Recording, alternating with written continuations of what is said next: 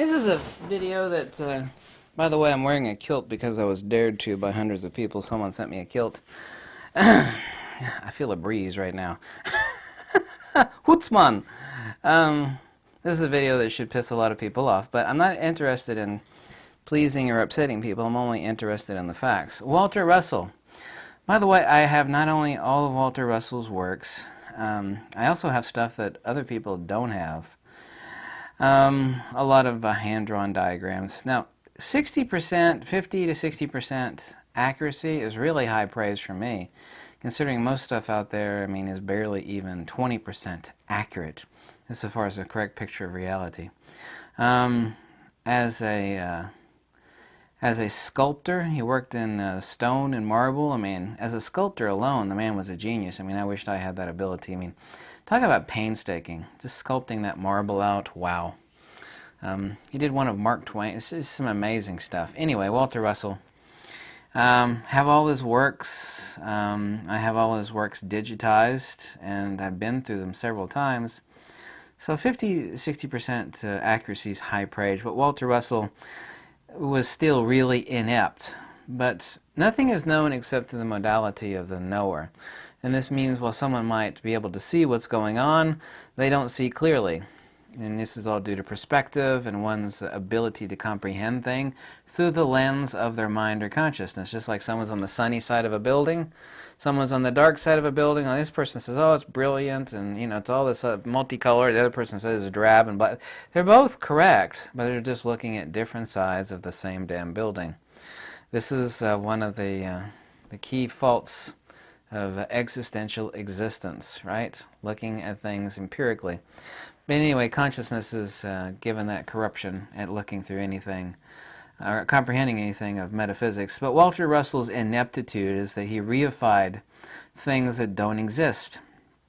And not principles, but attributes or properties. He's always reifying something that doesn't exist as something that's doing something. For example, and he talks about these things endlessly: waves, force, gravity, and motion. The one word that he uses over and over and over again is motion. Oh God, he never defines what the hell a field is. Nowhere does Walter Russell. And everything is fields. And in his voluminous writings, Walter Russell never defined a field. He just didn't. Okay? And I'm sure one of his cultists... By the way, there's a cult following, kind of akin to a crazy cult followed by some famous Hollywood that surrounds Walter Russell. And let's just say I never want to talk about them ever again. I have no connection to them. I don't want to hear from them. I don't want nothing to do with them. Let me not get into that topic. Anyway, Walter, endless talk about motion. He talks about waves of motion. Now, motion is not a thing. A wave is not a thing. A wave is what something does. This is an attribution, this is the posterior attribute of what something is doing. There's like waves? What? These are qualified. These are motive descriptors. It's like Bob is walking. What if I reified Bob walking? Or just walking? What if I just, not Bob walking, reified walking as something? Well, there's walking. Walking is doing this. It's like walking of what? Who the hell is doing the walking? No, walking is causing this to happen. What the hell are you talking about? There's no such thing as a wave. Sure there is. There's a wave. No, it's a wave of water. There's a wave of transverse electrical magnetic circuit as far as a certain frequency of the EM spectrum, for example. People also talk about linear waves or scalar waves. A scalar wave, by the way, is the furthest thing from a wave, for example. It's rarefaction and compression. There are no waves in scalar waves. So why call them scalar? Why call them waves? This is the same thing with quantum mechanics. These idiot morons have reified the duplicity of a wave-particle duality to explain light. Well, light is sure as hell not a damn particle. And a wave is not a thing. A wave is what something does. Look, this is waving. It's like, no, that's my hand moving. No, that's a wave. No, that's my hand moving.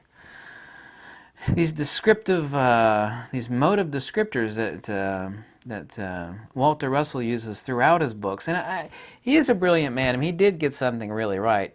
and no one else understands it or they scoff at it. He said that light doesn't move. Walter Russell actually did say a lot of intelligent things. I'm not putting the guy down, for God's sakes. And light doesn't move. You've not heard anybody else say that, but Walter Russell got that 100% correct. I've explained that in other videos. Light, of course, does not move, nor does anything emit light. And we're talking about a field perturbation. Pistons don't move longitudinally in a car. They actually move a crankshaft. These are perturbations of one actually rising another. Of course, pistons in a car is a bit different, like waves of water would be a perfect analogy. But Russell's reification of things like waves and force. Force of what? Of what upon what?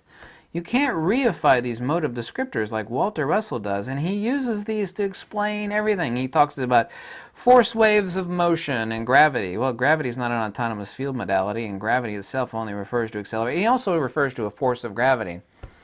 Now, we take the actual denotation of gravity. There's not a force involved, like a boulder falling off a cliff, for example, and accelerating towards the ground. There's no force involved in that. That's acceleration.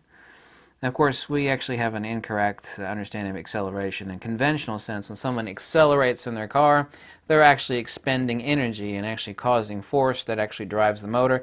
But that's a conventional sense of acceleration. In true field theory, acceleration has nothing to do with force. No energy is expended. Actually, we actually have an increase in potential. The same thing of dielectric centripetal convergence is increasing potential. He never defined a field.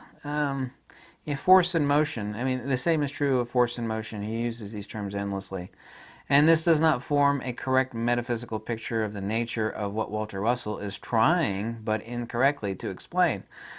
The mistake everybody makes is they'll take people that are really smart like Walter Russell. Walter Russell really actually was not that smart. He just had a brilliant epiphany, kind of like Jakob Böhme did, and he expressed it the best way he knew how. People find like their best authors, and they praise everything they do. It's like, take the best author. It's like, yeah, he's great, wonderful. It's like, no, he said a lot of intelligent stuff, but he also said a lot of BS, too. Walter Russell is no different than any other author.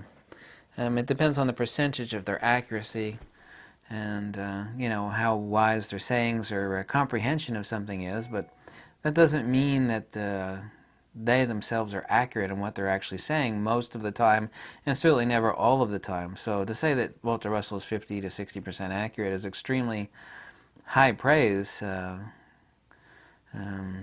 both conventionally and denotatively, to refer to his intelligence in the voluminous works that he's written, like the Universal One and all the other articles and books that he's written. Of course, he unfortunately, relies upon an enormous amount upon religious conventions, and specifically creationistic ones. And this, of course, is why he has a cult following, literally a cult following today. But he was just a simple man with a vision, and his ability to interpret that vision, is about 40-50% inaccurate. So, I mean, the man, it takes discriminating wisdom to determine what the hell he's saying is accurate, and the other half is just basic ineptitude, which is not only implausible, but impossible, but stupid and ignorant. To reify things that don't exist, like force and waves and motion. These are not things in and of themselves, like a shadow. People think, well, it's a shadow. Shadow is something. No, a shadow is not anything, goddammit. A shadow is the absence of light. It's a posterior attribute. We cannot reify an absence, like reifying emptiness, reifying shadows. These are not things in and of themselves. They have no existence.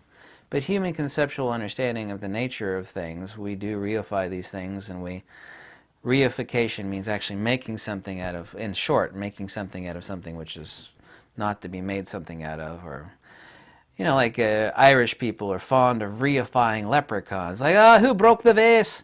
It's like a little leprechaun did it. Ultimately, Irish people know that leprechauns don't. There's certainly a number of people, actually, I think it's like 40% of Irish people were polled, and they actually believe leprechauns exist. This is an example of reification. Believing and blaming crap that doesn't exist. Motion and waves and force, these are field theory leprechauns. It's no different than a shadow or emptiness. We can't do this. And Walter Russell relies heavily upon these things, and that is why 50% roughly of what he wrote was inept, is unwise and unintelligent, but that doesn't mean I don't praise the guy. This video is going to get a lot of downvotes and hate, by the way, because there's a lot of Walter Russell fanboys out there. And I'm a fan of Walter Russell too, but I'm only a fan of what he said that was intelligent and accurate. I'm not a fan of the BS and nonsense he wrote. And every author out there, no matter how intelligent they are, has a certain percentile of BS, crap, and nonsense. But that's just because they don't see clearly the entire picture. They may see a good bit of it. It's like the 5 blind men that are feeling an elephant. They're all accurate. It's like one man says it's like a big pancake, and the other man says he's feeling the tail of the elephant, it's like a snake, and the other man's feeling the leg, it's like a tree. Well, they're all accurate, but neither one of them, none of the men can see what the hell, is before them, which is a damn elephant. They see, well, they don't see, they're feeling, a type of seeing or experience and translation through their own limited senses and comprehension. They're seeing clearly, but they can't see the whole picture. In this case, they can't see it all. But you get my point. So that's Walter Russell. He uses the word motion more than you find the word God in the Bible. And motion does not exist. Motion does not refer to anything at all. No more than a damn shadow refers to anything. Because a shadow is not anything at all. Sure it is, a shadow. No, that's an absence of light. But even light doesn't exist. Light is purely conceptual. I've made like 10 videos on that. What we're talking about is illumination. Light is only a conceptual reification created by human beings millennia ago. Light. Like, no one's ever seen light. Nobody sees light, they see illumination. Well, that's a distinction without a difference. No, it's just a big distinction. Conceptually, denotatively, light does not exist. I explained this in other videos. I don't want to get into that now. But anyway, it's my video on Walter Russell because people ask me about him. It's like, do you know Walter Russell? It's like, yeah, I know Walter Russell. Oh, really good. I guarantee you I've read more of his stuff than everybody who's watched my videos combined. It's easy to search him, too, when his works are digitized. Like, how did you just type in the word field? Like, Walter Russell never defined a field. How sorry. It's kind of like a baker that doesn't know what flour is. It's like I got a master baker that doesn't know what flour is. He's never talked about it. Really? Doesn't know what it is? No. Okay. Doesn't make any sense.